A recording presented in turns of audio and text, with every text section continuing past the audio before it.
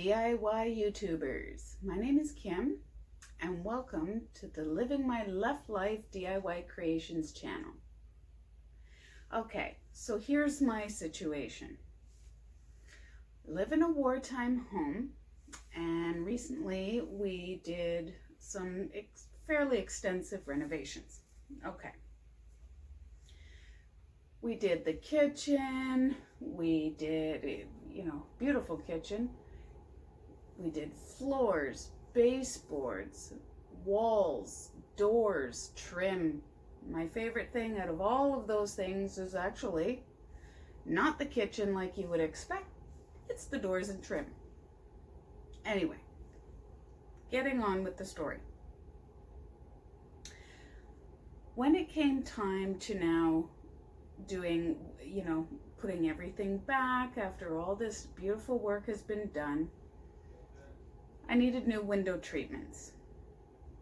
And because I got brand new trim around the windows and all the baseboards match, doors, I didn't want to hide it. So I wanted an inside mount, roller shade blind, so it doesn't hide it, but you still get your privacy. Problem was, they don't just come like, in the store for the depth of my window. It's 1 inch deep. Most of them are like 2 inches. They have to be minimum. So, okay, we invested this amount of money. It's worth it, right? So I contacted a local interior designer and she came to do an estimate. Then she tells me when she was doing the measurements that, oh, your windowsill is only 1 inch deep. Well, we can do something about that, but what we can do is you have the roller blind in the center like how you would, but it has to be an outside mount. So along the top, there'd be like a frame and whatever. And I thought, like, are you kidding? This is supposed to be a custom project. And for $3,500 for a couple of windows, I don't think so, Tim, is what I said. So what was my solution? Surely I could find a video on YouTube with a solution. So I hit YouTube, searched high and low for a solution. I found quite a few solutions. Problem is, I tried quite a few of them and ended up wasting quite a bit of money doing so. Hundreds of dollars for a Windows solution. One of them being that you take a roller blind, store-bought roller blind, and you put a spray adhesive on that vinyl, and you take a fabric of your choice and you adhere it to that and then around the corners or to the back, yada yada. I had a problem with that. I did all the instructions and I saw quite a few videos like this, and the problem was after a day or two they would wrinkle up. So what was happening was the fabric was losing suction from the vinyl, so it started to look like garbage. So much for that. I found the solution and it was the cheapest option, and I wish I knew this. I wish there was a video on this before I started. This is why this video is for my channel, my very first video, because it's the one that has bothered me the most that wasn't already out there. I could have saved hundreds of dollars in fabric, glue, this, that, and you wouldn't believe me if I told you how much time I invested in finding a solution, because I knew there had to be one. So, buckle up, grab a coffee, and let's get started, shall we?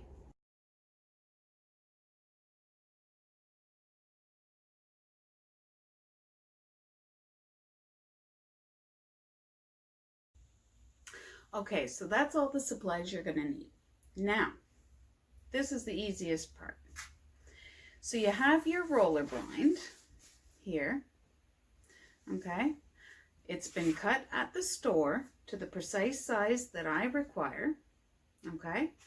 Now, this one is already built, but I'm going to display how you would do it, okay? So, you roll out the entire thing. Well, first of all, you take out the dowel from the bottom. That's what you would pull it up and down with, okay? So you pull that out, okay? You don't need it for just now. You roll out the entire thing, and you get all the way to the very top, okay? And now what they have is a staple gun, and they've stapled it across the top of the cardboard. So you pull those out, and the plastic vinyl sheet, get rid of it. You don't need it, right? It's garbage. From the fabric store, I got this lovely sheet of vinyl. Okay, it's very nice. I think it's supposed to be like tablecloth or something like that for your kitchen that you could wipe down or whatever. I saw it, and that's when I knew this is what I needed to do. So all I did was I measured with the measuring tape from the inside edge, okay, from the inside edge, not the right edge, the inside, just where the cardboard is. You don't want it to go over the metal ends. You don't want it to do that because it'll catch as you're rolling it up and down. You don't want that. So just where the cardboard starts to where it ends, exactly that width. So you measure it across, right? And then you measure it down your window. So up and down, side to side. You measure that. You get a good pair of scissors, okay? And you cut down that line both sides. Now, the biggest tip, and something I didn't do when I did mine, is you add 1 whole foot to the length of it. Why? Because when you get to the bottom edge of the window, where the window now meets the trim, you will have this fully extended, and you don't want that. You want some to catch it, right? So that's where I made my error, and one day I will go back and redo it. Not today. So you measure it, you cut it, adding remember, very important, add 1 whole foot to the length. Then all you do is you take your tape, okay?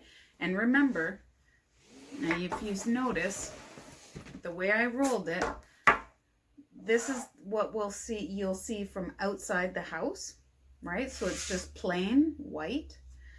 And the design side, which you want on the inside, you put that like this.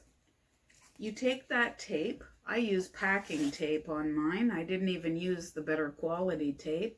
And trust me, it's been a while and it's still going strong. So all you do is you now line it up, get it like that. What I did was I just took a couple pieces of small tape, and I started in the middle, put one there so it was centered. I moved along, I put one here, and I put one at the end. One here and one at the end, just to secure it. Then I went back with the packing tape, and I started at one end and I went all the way down to the other. So covering half of the fabric and half of the plain roller.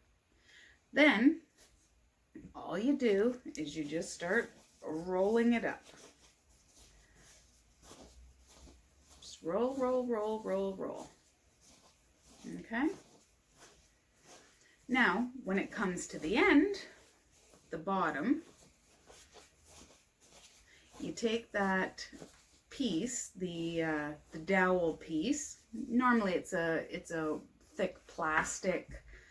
I'm just turning it over. So this is the pattern side. This is the side you'll see. This is the part you would grab, and it's solid, right? So I'm just flipping it over so you can see what I did for the dowel. Personally, not a big fan of sewing. I improvised. I used my handy dandy hot glue gun. So all I did was I took the dowel. Here's the dowel. Okay. So I took this dowel, made sure that it fit, and it would be hidden right inside so you can't see it. And I added so that it's about an inch. So I flipped the fabric over. I took the dowel out. I marked a line all the way across. So technically when this piece is open, it would be 2 inches. So if you wanted to, what you could do is at the bottom, measure with your measuring tape 2 inches up, 2 inches up, 2, 2, 2, which would make life a lot easier. I kind of eyeballed it myself. I think I did pretty good, but I eyeballed it. And all I did was I folded it over, made so that there was a crease here.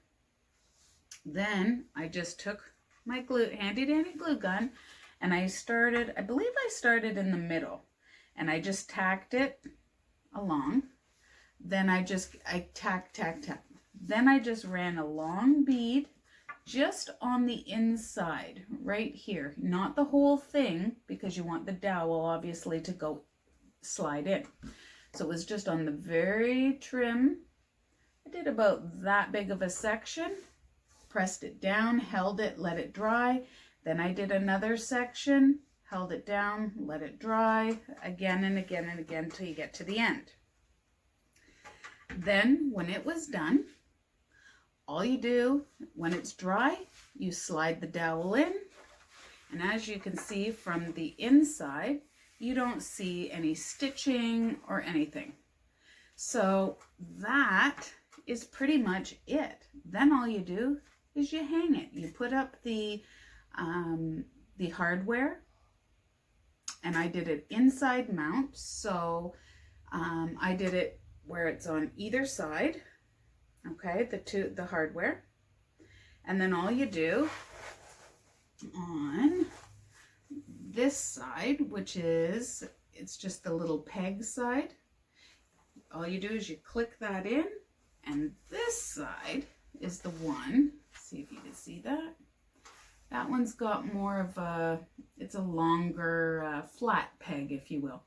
So all you do is you click it in, and then this, and then it just kind of rolls in, and there you have it. There is your custom roller shade.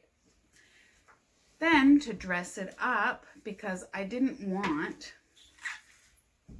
I'll put it the right way, I didn't want this part to show. So I didn't want to see this. So I thought, well, what can I do? What can I do? Well, I did have extra fabric, this vinyl fabric. So what I did was I just made a trim of about, I think it was about 3 inches.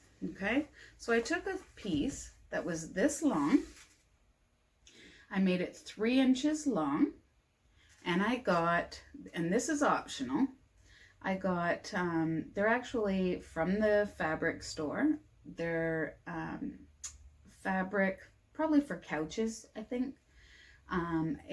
They're little tacks, like thumb tacks, but they're like brass, or they have different metals. And all I did was I laid it across on the window frame, and I just started again in the middle, and I put it, and I just hammered them in just very, very gently, tack, tack, tack. And then I went a few, like 1 inch, and I did another one and another one, so now it hangs perfectly. The beauty thing about doing this vinyl is, it's got a nice color on the inside. This particular one has a pattern, a subtle pattern, and if it gets dirty, it's plastic. You just wipe it down. You can wash it. And on the outside, what people would see from the outside is just plain white. So I think to me, it looks like it's a custom blind. Now, the roller blind that I got, as I said before, it's under $30. And basically what I bought was the frame and the bottom piece. The fabric, I threw it away. Or you could use it for, I don't know, a drop cloth for another DIY project, whatever. But I've upgraded the vinyl, so it's a nice thick one. It hangs perfectly, and it'll withstand years to come. To me, it looks like now a custom blind. The fabric from the fabric store, I don't remember exactly how much I paid, but trust me, it was very reasonable. I think it was even under $5 a yard. And trust me, I think I bought maybe 3 or 4 yards at max.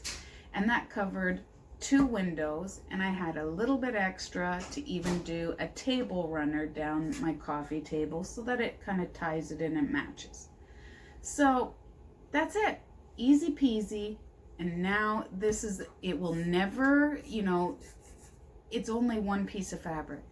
If I knew this or figured it out or saw it on YouTube prior to learning the hard way, I could have saved myself hundreds of dollars.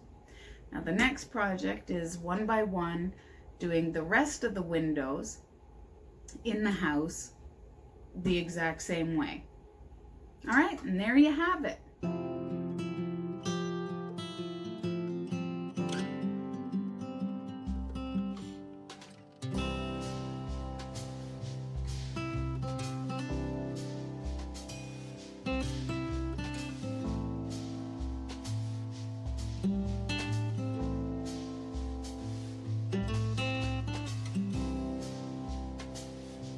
Custom DIY roller shades for 1-inch windowsills.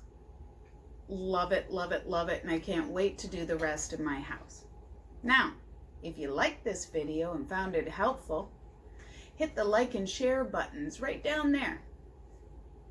And if you'd like to see more useful DIY decor projects or helpful tips for around your home and your yard, hit the subscribe button to be notified when I upload a new project.